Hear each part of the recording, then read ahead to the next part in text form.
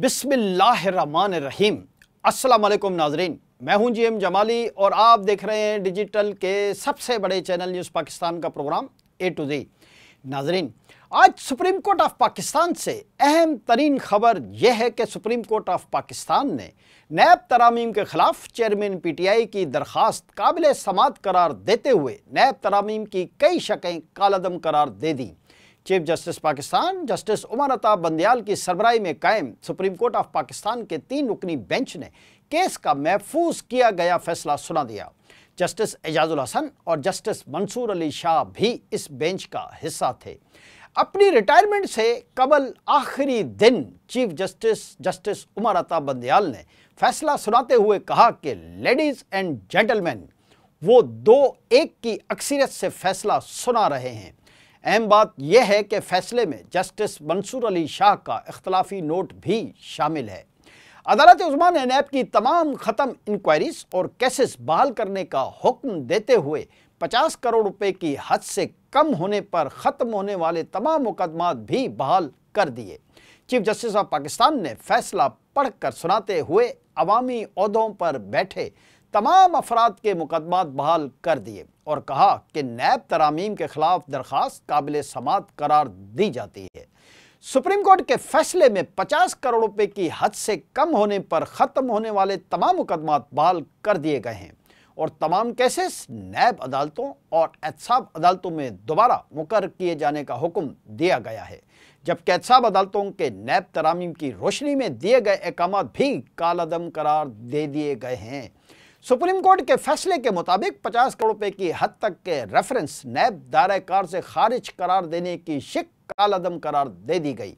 अवामी ओहदों के रेफरेंस ख़त्म होने से मुतल्लिक नैब तरामीम भी कालअदम करार दे दी गई।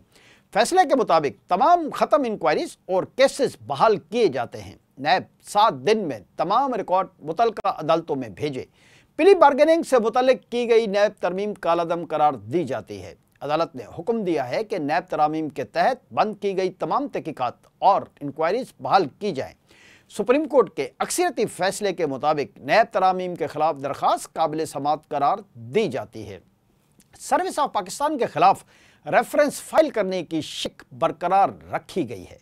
अक्सरियती फैसले में कहा गया है कि नैब तरामीम से मफाद आमा के आइन में दर्ज हुकूक मुतासिर हुए। फैसले के मुताबिक नैब तरमीम के सेक्शन 5 से मुतलिक तरामीम को सिविल सर्वेंट की हद तक बरकरार रखा गया है।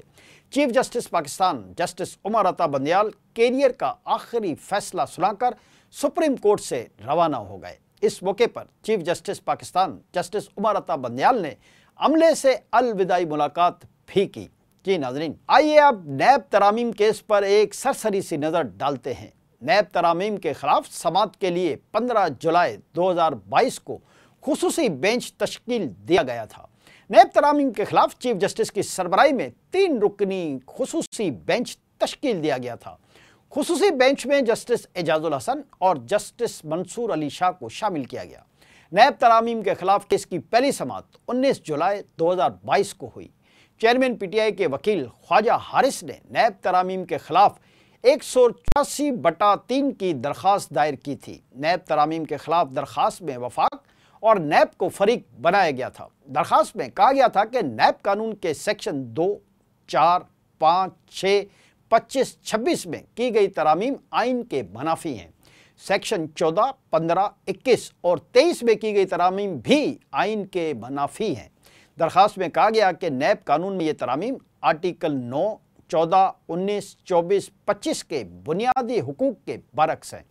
चेयरमैन पीटीआई की जानिब से दरख्वास्त में इस्तदा की गई कि नैब कानून में की गई इन तमाम तरामीम को कालअदम करार दिया जाए। सुप्रीम कोर्ट ने नैब तरामीम के खिलाफ दरख्वास्त पर 5 सितंबर को फैसला महफूज किया था। अदालत उज़्मा ने नैब तरामीम के खिलाफ दरख्वास्त पर 53 समातें की।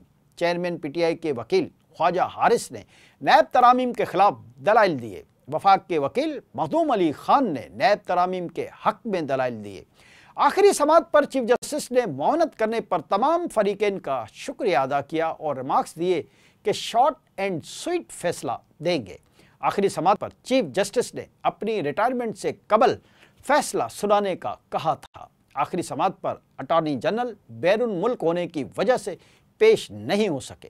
चीफ जस्टिस उमर अता बंदयाल ने अटॉर्नी जनरल को तहरीरी मारूजात जमा करने की हिदायत दी थी। चीफ जस्टिस उमर अता बंदयाल ने नैब तरामीम के ताबूत में जाते जाते एक ऐसी कील ठोक दी है कि जिसके मुल्क की सियासत और सियासतदानों पर बहुत गहरे असरात पड़ेंगे और मुल्क के अहम तरीन सियासतदान जो नैब तरामीम के बाद ख्वाबे खरगोश के मज़े ले रहे थे, वाज़ह रहे कि नैब तरामीम को काला रदम करार दिए जाने के बाद मुस्लिम लीग नून और पाकिस्तान पीपल्स पार्टी समेत दीगर सियासी जमातें और बाज़ साबिक ब्यूरोक्रेट्स PTI के कुछ रहनुमा भी इससे मुतासिर होंगे। अब मज़कूरा तमाम सियासी जमातों के लोग और साबिक ब्यूरोक्रेट्स गहरी नींद से बेदार होंगे और इन्हें आने वाले दिनों शदीद मुश्किलात का सामना करना पड़ सकता है।